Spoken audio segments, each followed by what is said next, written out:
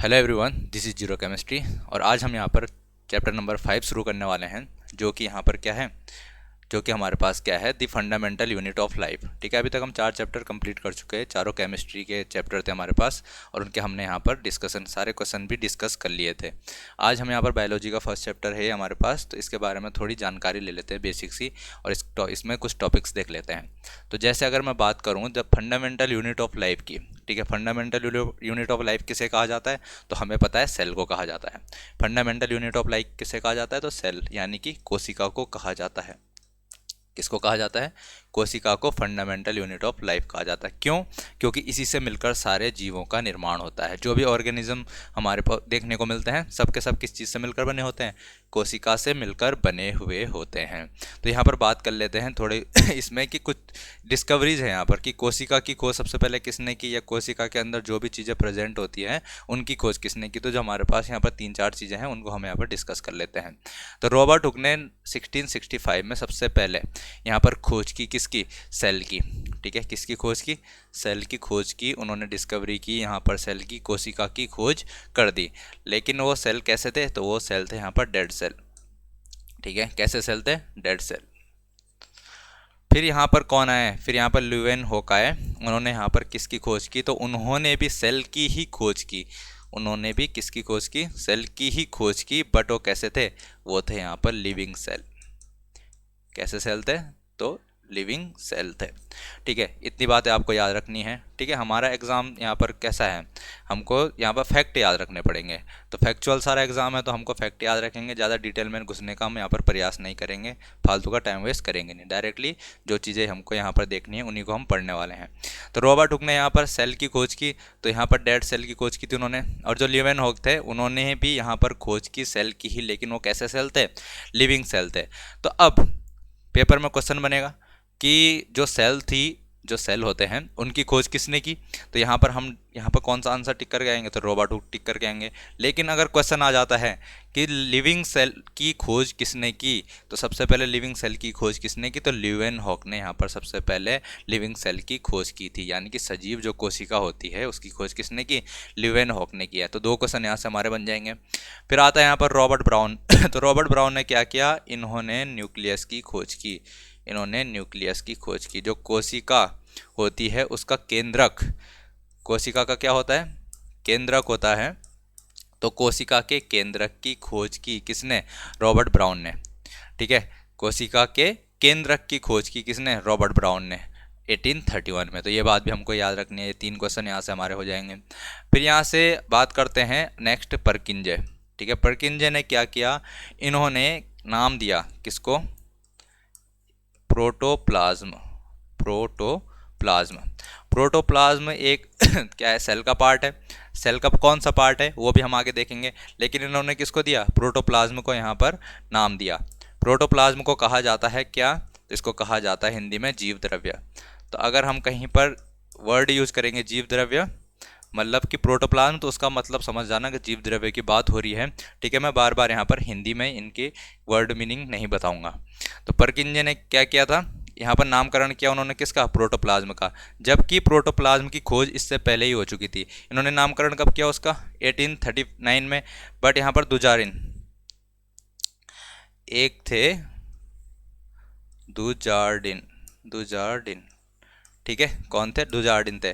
उन्होंने यहाँ पर 1835 में इसकी खोज कर ली थी। तो अगर कहीं भी क्वेश्चन आ जाता है कि जो क्या है, प्रोटोप्लाज्म यानी कि जीव द्रव्य है, उसकी खोज किसने की, तो खोज की थी डुजार्डिन ने। बट उसका नामकरण किसने किया था? यहाँ पर परकिंजे ने उसका नामकरण किया था। ठीक है, तो यहाँ पर क्वेश्चन कैसे भी बन के आ सकता है, आप इसको कर लेंगे। तो यहाँ से हमारे 4 क्वेश्चन बन सकते हैं इन टॉपिक में से। ठीक है, आगे आते हैं। नेक्स्ट जो आता है यहाँ पर, अब आता है यहाँ पर सेल थ्योरी। ठीक है, सेल थ्योरी क्या है? कोशिका सिद्धांत। सेल थ्योरी यानी कि कोशिका सिद्धांत। कोशिका सिद्धांत। कोशिका सिद्धांत क्या होता है वो देख लेते हैं। तो यहाँ पर 2 साइंटिस्ट आते हैं, स्लेडन एंड स्वान। ठीक है, स्लेडन एंड स्वान क्या कहते हैं? ये कहते हैं यहाँ पर कि जो सेल है वो बेसिक यूनिट ऑफ लाइफ है। यानी कि जीवन की मूलभूत इकाई कौन है? जीवन की मूल इकाई कौन है यहाँ पर? तो वो सेल। तो कोशिका जीवन की मूल इकाई होती है, ये पहला पॉइंट हो जाता है। ठीक है। फिर वो कहते हैं कि जो सभी प्लांट हैं, सभी पेड़ हैं, पौधे हैं और जो सभी एनिमल्स यानी कि जानवर हैं, ठीक है, वो किस चीज़ से मिलकर बने होते हैं, तो वो सेल से मिलकर बने हुए होते हैं। ठीक है, तो पहला पॉइंट कहा उन्होंने कि basic unit of life is cell, जो जीवन की मूल इकाई है वो कौन है, कोशिका है। दूसरा उन्होंने कहा कि जो सारे पेड़ पौधे हैं और जो जानवर हैं, एनिमल्स हैं, सब किस चीज़ से मिलकर बने होते हैं, सेल से मिलकर बने होते हैं। तो ये 2 पॉइंट उन्होंने कहा। फिर एक साइंटिस्ट आते हैं, उनका नाम है वर्चो। तो वर्चो एक चीज़ और ऐड कर देते हैं इसमें कि जो सेल्स होते हैं, ठीक है, सेल्स हमारे को पता है कि आदमी पैदा होता है जब तो कितना छोटा रहता है, लेकिन जैसे जैसे वो बड़ा होता जाता है तो उसका साइज इतना इंक्रीज हो जाता है। क्यों? क्योंकि उसमें सेल भी बढ़ रहे हैं।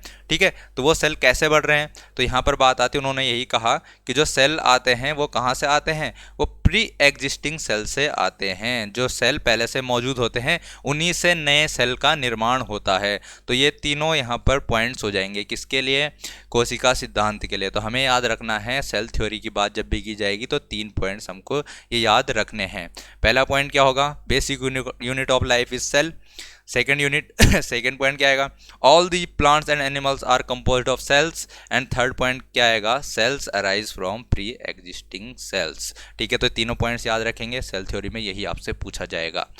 और आपसे क्वेश्चन पूछा जाएगा सेल थ्योरी किसने दी थी, तो यहाँ पर ये दोनों ऑप्शन में रहेंगे आपके, तो स्लेडन एंड स्वान आप टिक करने के आ जाएंगे।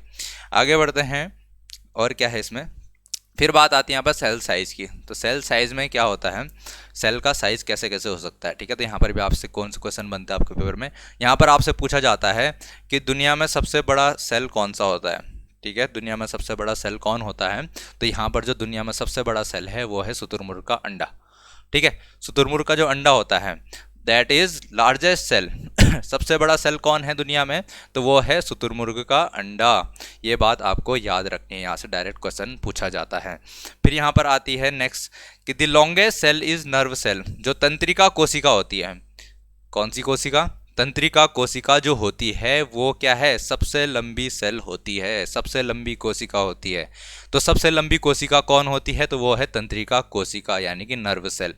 आगे बढ़ते हैं, यहाँ पर नेक्स्ट है हमारे पास स्मॉलेस्ट सेल। जो सबसे छोटा कोशिका होती है, सबसे छोटी कोशिका जो होती है वो होता है माइकोप्लाज्मा की। ठीक है, वो किसकी होती है, माइकोप्लाज्मा की। तो आपको यहाँ पर क्वेश्चन पूछा जाएगा कि सबसे छोटी कोशिका कौन सी होती है, तो वो होती है माइकोप्लाज्मा। ठीक है, माइकोप्लाज्मा।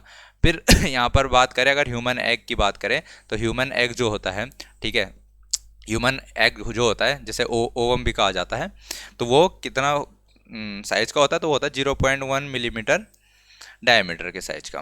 ठीक है, तो इस साइज का यहाँ पर जो ह्यूमन एग होता है जिसको ओवम कहा जाता है, वो इस साइज का यहाँ पर होता है।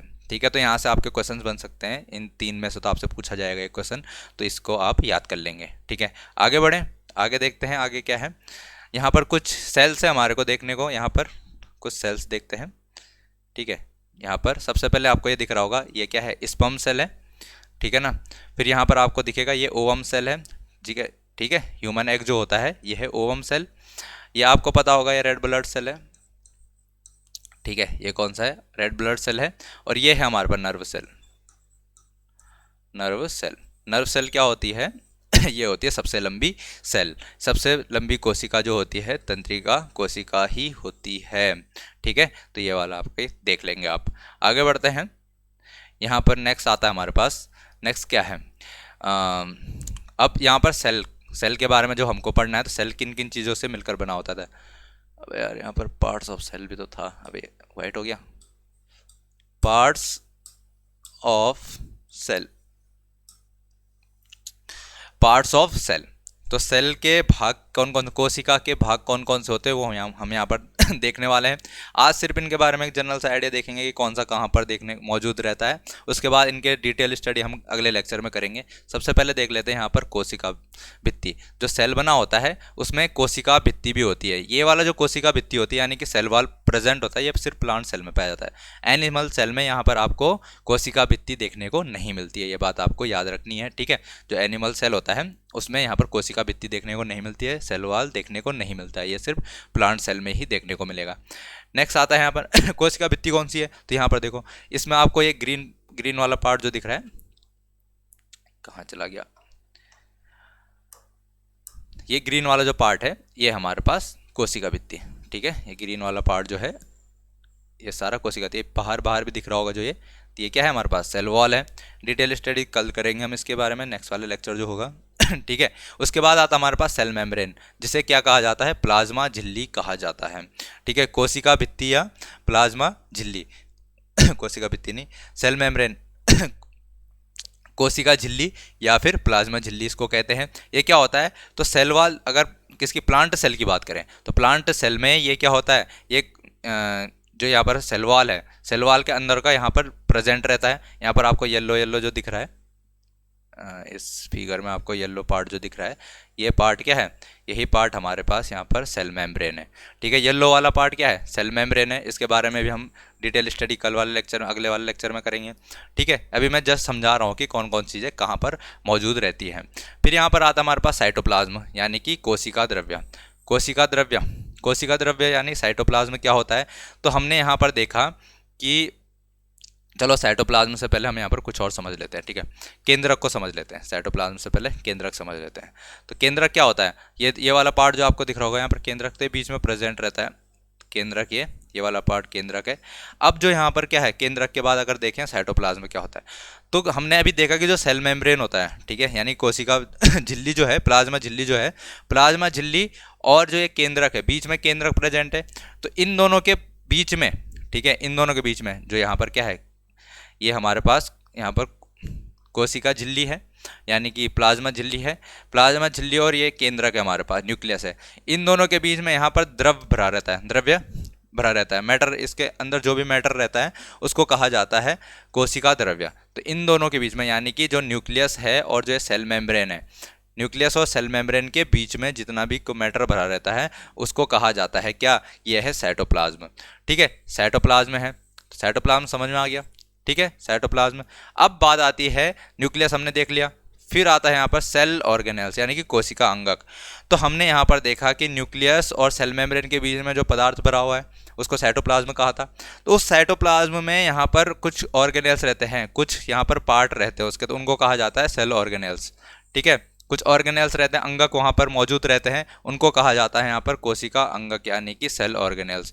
तो यहाँ पर कुछ चीज़ें देखने को मिलती है, उनको क्या कहा जाता है, सेल ऑर्गेनेल्स कहा जाता है। जिसमें सबसे पहला यहाँ पर हमको देखना है एंडोप्लाज्मिक रेटिकुलम। हिंदी में एंडोप्लाज्मिक रेटिकुलम को कहा जाता है अंतर्द्रव्यी जालिका, ठीक है। तो कल से मैं अगर यहाँ पर बात करूँगा एंडोप्लाज्मिक रेटिकुलम तो आपको समझ जाना है कि अंतर्द्रव्यी जालिका की बात हो रही है। मैं बार बार यहाँ पर हिंदी में रिपीट नहीं करूँगा इस चीज़ को, ओके। तो यहाँ पर एंडोप्लाज्मिक रेटिकुलम क्या होता है, तो यहाँ पर ये किससे जुड़ा होता है, तो यहाँ पर न्यूक्लियस था, तो न्यूक्लियस के बाहर जो होता है यहाँ पर एंडोप्लाज्मिक रेटिकुलम ये लगा हुआ होता है, ठीक है। इसका आउटर पार्ट जो यहाँ पर ये चीज़ें दिख रही होंगी आपको ब्राउन ब्राउन सा, ये एंडोप्लाज्मिक रेटिकुलम है। ये अंदर तो न्यूक्लियस है, ये न्यूक्लियस है, उसके बाहर बाहर एंडोप्लाज्मिक रेटिकुलम यहाँ पर लगा हुआ रहता है। तो ये डिटेल में स्टडी हम अगले लेक्चर में करेंगे और यहाँ पर देखेंगे कि इनके फंक्शंस क्या होते हैं, फंक्शन उसके जब हम उसमें डिटेल में स्टडी करेंगे तब बात करेंगे। तो अभी इनको जनरली समझ लेते हैं। एंडोप्लाज्मिक रेटिकुलम पढ़ना है, फिर उसके बाद गोल्जी एपरेटस, गोल्जी उपकरण, ठीक है। इधर हमारे पास गोल्जी एपरेटस भी रहता है, ठीक है, यहीं पर एक गोल्जी एपरेटस भी प्रेजेंट है, इसका भी फंक्शन हम नेक्स्ट लेक्चर में देखेंगे। फिर यहाँ पर बात करते हैं उसके बाद माइटोकॉन्ड्रिया, तो इसमें एक माइटोकॉन्ड्रिया भी प्रेजेंट रहता है, एक ऑर्गेनेल क्या है, माइटोकॉन्ड्रिया भी यहाँ पर प्रेजेंट रहेगा। उसके बाद हम देखेंगे यहाँ पर प्लास्टिड्स यानी जैसे क्लोरोप्लास्ट वगैरह आपने सुना होगा कभी अगर, ठीक है। तो ये क्लोरोप्लास्ट, ये वाला पार्ट जो है ये क्लोरोप्लास्ट, ग्रीन पार्ट अंदर में आपको देखने को मिल रहा होगा। फिर हम यहाँ पर डिस्कस करेंगे कि यहाँ पर वैक्यूल्स क्या होते हैं। तो वैक्यूल्स अगर बात करें रसधानी कहा जाता है, वैक्यूल्स को क्या कहा जाता है, रसधानी कहा जाता है। और रसधानी ये वाला पार्ट देखो कितना बड़ा पार्ट है, इसमें प्लांट सेल में बहुत बड़ा क्या रहता है, बहुत बड़ा वैक्यूल रहता है। जो प्लांट सेल रहता है उसमें बहुत बड़ा वैक्यूल यहाँ पर प्रेजेंट रहता है, ठीक है। अब बात आती है यहाँ पर वैक्यूल जिसको रसधानी कहा जाता है, उसके बाद आता है लाइसोसोम। तो लाइसोसोम भी यहाँ पर प्रेजेंट रहते हैं। और लाइसोसोम अगर हम यहाँ पर देखें तो कहाँ है लाइसोसोम, लाइसोसोम कहाँ चला गया भाई, चलो इसमें दिखा नहीं रहा है लाइसोसोम, आगे देखें, चलो नेक्स्ट यहाँ पर होगा लाइसोसोम, देखो लाइसोसोम ठीक है, इस वाले में ये हमारे पास क्या है यहाँ पर लाइसोसोम। लाइसोसोम क्या होता है, ये भी एक यहाँ पर कोशिका अंगक रहता है। ये कौन सा सेल है? तो ये एनिमल सेल है। ये कौन सा सेल है? यह है एनिमल सेल। तो इसमें लाइसोसोम भी देखने को आपको मिल जाएगा। ठीक है, तो ये लाइसोसोम रहा हमारे पास। ठीक है, तो ये सब चीज़ें हमें यहाँ पर देखनी है। अगर बात करें तो ये यहाँ पर कितने चीज़ें हो गए हमारे पास? सेल वॉल हो गया, सेल मेम्ब्रेन हो गया, फिर हमें पढ़ना है साइटोप्लाज्म, फिर न्यूक्लियस, उसके बाद सेल ऑर्गेनेल। सेल ऑर्गेनेल्स में क्या क्या देखना है? एंडोप्लाज्मिक रेटिकुलम देखना है, गोल्जी एपरेटस देखना है, माइटोकॉन्ड्रिया देखना है, प्लास्टिड्स देखने हैं, फिर हमें देखना है वैक्यूल्स और फिर लाइसोसोम। तो जब हम इन सबको पढ़ लेंगे तो देखो इस वाले चैप्टर में काफ़ी टाइम लगेगा। ठीक है, क्योंकि इसमें काफ़ी इन्फॉर्मेशन हमको मिलने वाली है, काफ़ी ज़्यादा फैक्ट्स है इसमें, तो सारा फैक्चुअल रहता है, तो हमें इसको याद करने में भी टाइम लगेगा। ठीक है, तो इस चैप्टर को थोड़ा लेंथी चैप्टर रहेगा मान लें, और इसमें कंप्लीट करने में थोड़ा टाइम भी लगेगा। ठीक है, तो इतनी चीज़ें हम देख लेंगे एक एक करके इनको डिस्कस कर लेंगे आने वाले लेक्चर्स में, तो फिर ये चैप्टर भी हमारा कंप्लीट हो जाएगा। तो तब तक के लिए आप पढ़ते रहिए, मिलते हैं फिर नेक्स्ट लेक्चर में।